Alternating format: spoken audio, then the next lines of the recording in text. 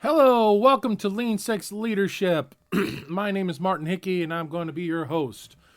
This is Lean Six Leadership. You can find me at lean6leadership.com. Yeah, it's not a great website right now. I'm still working on it. Hopefully, I'll have something soon.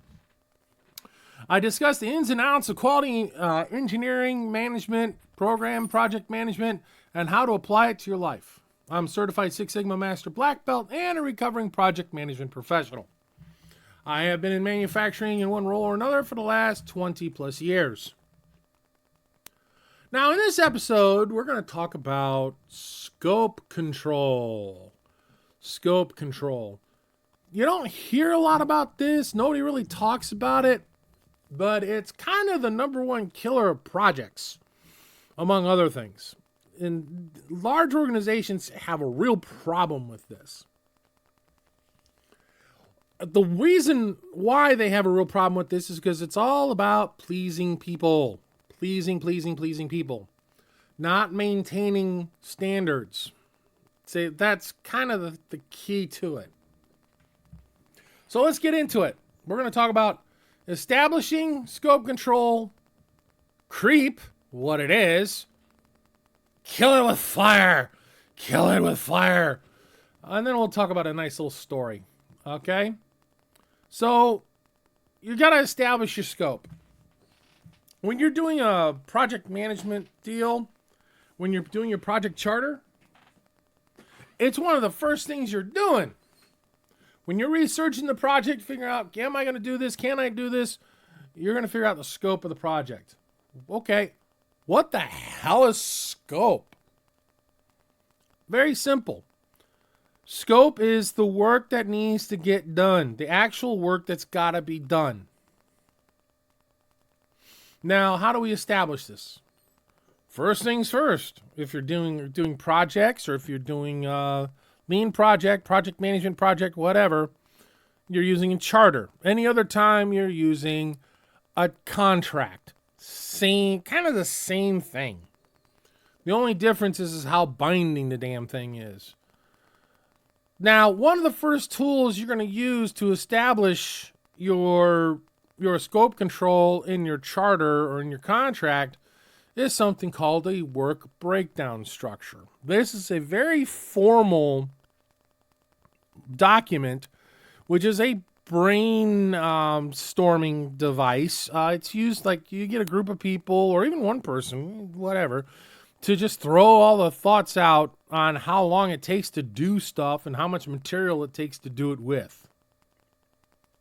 And then you try to determine what order and what's going to trigger what as far as what actually needs to get done. So you break it down as far as what needs to get done, when it needs to get done, who needs to do it, who should be doing it, and you assign the resources accordingly, as long as you have a breakdown of what the actual work is. And that's the primary purpose of a work breakdown structure, or WBS. Now, you attach that to your charter, and then you start setting up your Gantt chart and all your other stuff, because all the timing is going to flow from this. Your financials are going to flow from this too. Everything is going to flow from this. Now, we need to limit some things on this thing. We need to make sure that nobody can just suddenly start changing things all of a sudden. See, in history, great example of this is do a deep dive on Ford Willow Run B-24 bomber. And Edsel Ford was really having a tough time with it because they just didn't put in the change controls right away. I kind of talked a little bit about this in the last episode. And I've talked about it in other places about drawing control. That's kind of the biggest example of this is drawing control. Because a lot of this stuff is done in the planning stages. I mean, work breakdown structure, it's a planning document.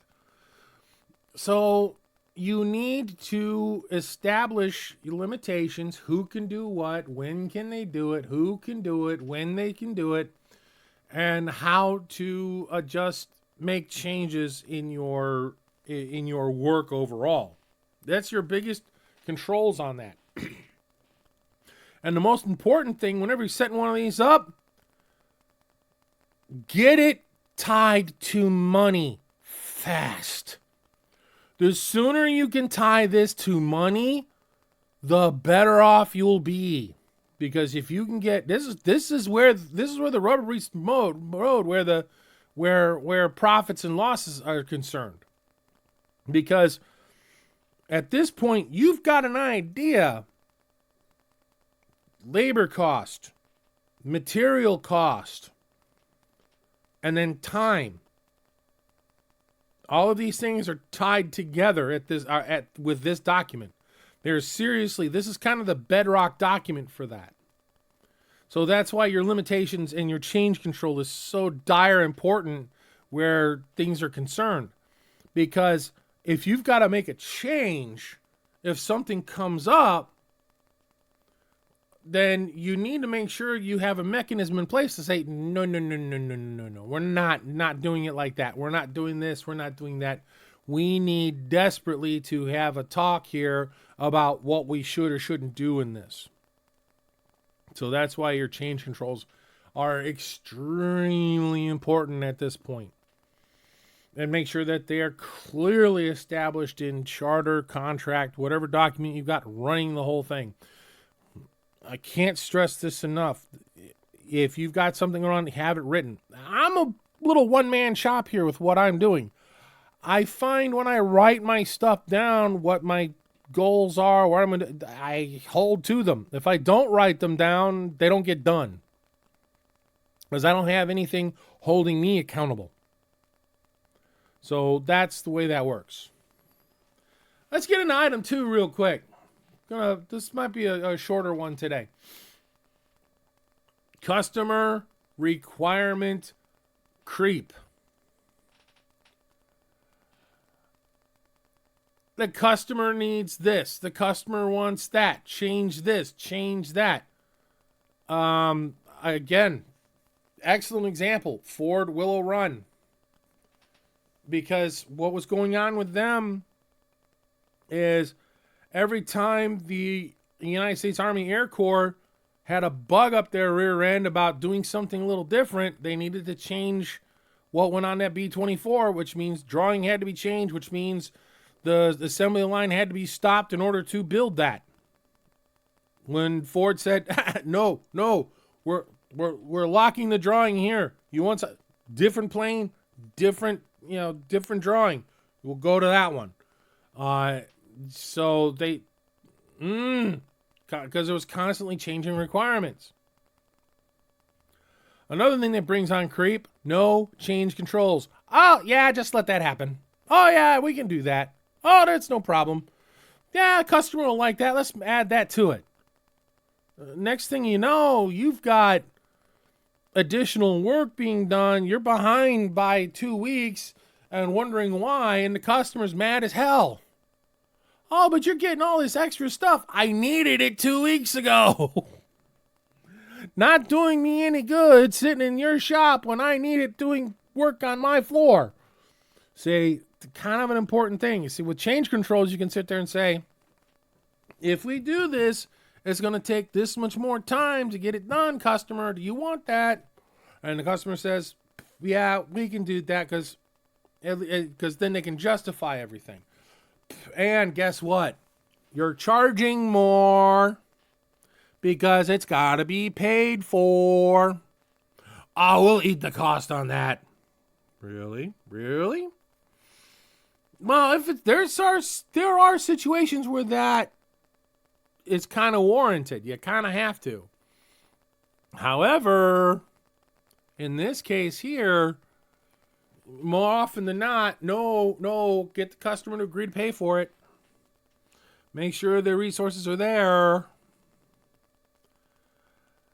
Then, of course, there's people-pleasing management. I've kind of talked about this already. This actually seems redundant, but when you got management going, we need to really make the customer happy. We really need to do this. We need to really do that. That's a problem. The reason why that's a problem, that's setting it up where the customer is going to have an expectation that these things are going to be done for him or her in the future, they're going to expect these things again. Guess what? It's going to cost more. You're going to have to do more. That's just the way it is. So you want to control creep, project creep, contract creep, whatever. This stuff here kills businesses. This kills organizations. This kills manufacturing. Even products and services, IT companies. You got your people working overtime.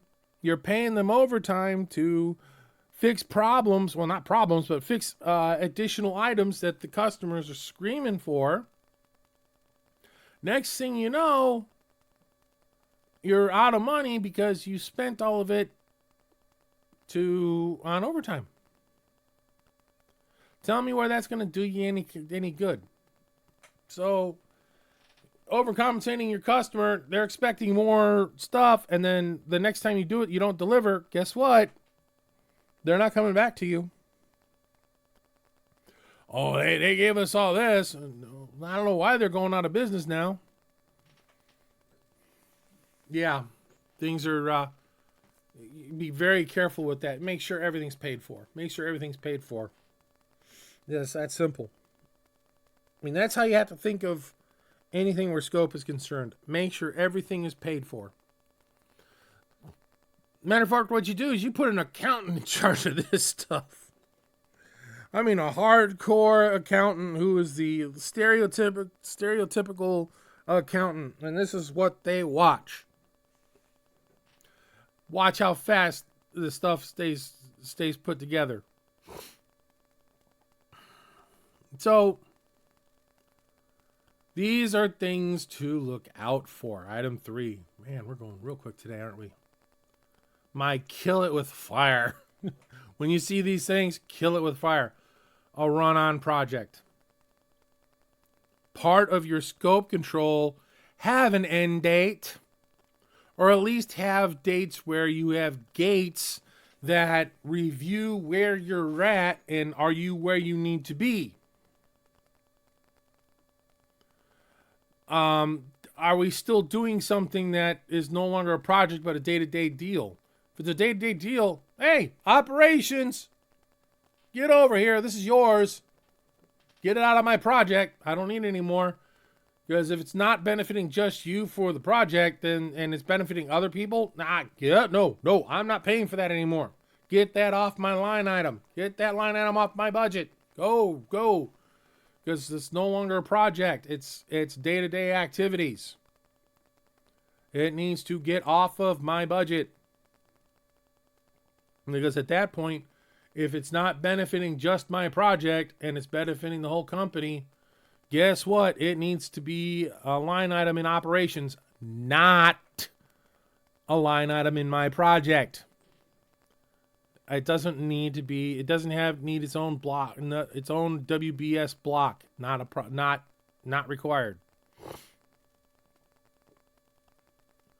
The next one, the project is over, but the customer wants this. But we've still got a little cash in here, but we need to hide. This is where all that questionable, illegal stuff starts coming into. They'll keep a project alive to hide stuff. Oh God. Run into a company that does that, run away. Don't even get hired by them. Now, also, you see some of this because, well, the project manager or the leadership doesn't have anything else to jump into. They don't have any other projects on the burner getting ready to run. Oops. Yeah. You need to be constantly developing a new project. And you want to always be closing projects too. Yeah, you can have projects that run years, not decades. If you got a project that's running more than 3 to 5 years and it's not building like a bridge or a building or a complex or something, if you're not talking about a major environmental project, a major building project, and you're going 3 to 5 years, no. At that point, you're doing that way. You're at that point, you're operations. You're not project. It's that simple. Now, the next one, we start the project because why? Why'd they start the project? A justification for starting the project in the first frickin' place. That's kind of the most important thing. You know, make or buy, all that stuff. The reason why you go through those exercises is because why are we doing this? What is the reason for it? What's the business reason for it? Is there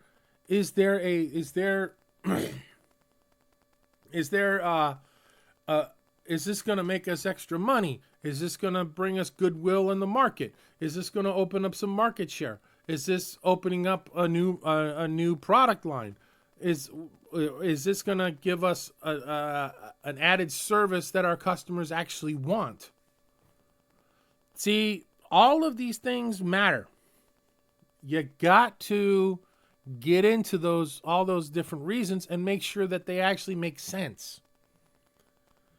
Because if you're going to spend money and you're not going to get money back, there must be something else that you're getting that's just as important, and everybody's agreeing to it. Or this is how we make money. This is what we do. That's the no-brainer. But you get to those things where, well, we're going to lean out this process. Why? That's the first question. We're gonna start a Six Sigma project here. Why? What's the benefit? Seriously, what's the benefit? Well, go through the initial steps on planning and figure out, will this be a benefit? Because you don't want to start a project and then find out that you're going to make a lot less money at the end of the project. You see, there are so many ways you can do stuff to prevent problems, but will the money spent be worth it? That's kind of the point of all the analysis before and all the planning. You'd rather spend a couple $100 in planning and surveys than get 10, 18 grand into it and then find out you're not going to make any money back. You've actually spent more money than you're going to save. Excellent example. I was working for one place that was making ammunition for the Mark 19, which is a grenade launcher. It's a machine gun grenade launcher. Go to the fat electrician. Go to and look at what he says about the Mark 19. You'll actually see. I actually corrected him because he misnamed one of the pieces of ammunition in it. If you look in the comment section. Actually, okay, no, I'm not that bad. It's just that I know that that part of the industry so well. I've been out of it for a long time, but I still know it so well. But what happened was we were having a problem with a part on it, and we had to send it out and get it anodized because it's an aluminum part, and it screws on to the rest of the round. It's called an ogive. It's basically what people would call the warhead. It's just an aluminum dome that goes over the top of it, and we would take aluminum bar stock and basically carve out the ogive because it had to be bar stock because there was a part of it that actually comes down with that when it impacts into a fuse to set off the grenade. So you need a solid piece there. So it had to be carved out using CNC machines. And the very base of it had to be cut out with threads because it would be threaded onto the rest of the rest of the body of the ammunition. So what would happen is when it was sent over to the other facility, which was about, I want to say it was like 60 miles away. Yeah, it was 60 miles away. Come off of our machine and then go to another entity that was, the company was family owned. You had the one guy in charge of the portion I was in, and then his brother was in charge of the anodizing facility, and then he also had another facility that made the training rounds. We were making the combat rounds, and the parts for the training rounds, he would do assembly of the training rounds. And then we had to send all of that to another supplier to do final assembly into the casings that had the propellant in it. So we did, and then our warhead stuff, we had parts, we'd send it to the subcontractor to do the rest of it, because it was a government, you had to go to, these guys were government required contractor to do the final assembly. A lot of issues going on there. There's so much going on with that. So what would happen is that with these particular parts, the threads would get damaged in the process. So we were looking at ways to do this to prevent damage to the threads. And one item that came up was, well, how about we get some extra when it went through the anodized process, it was put on these titanium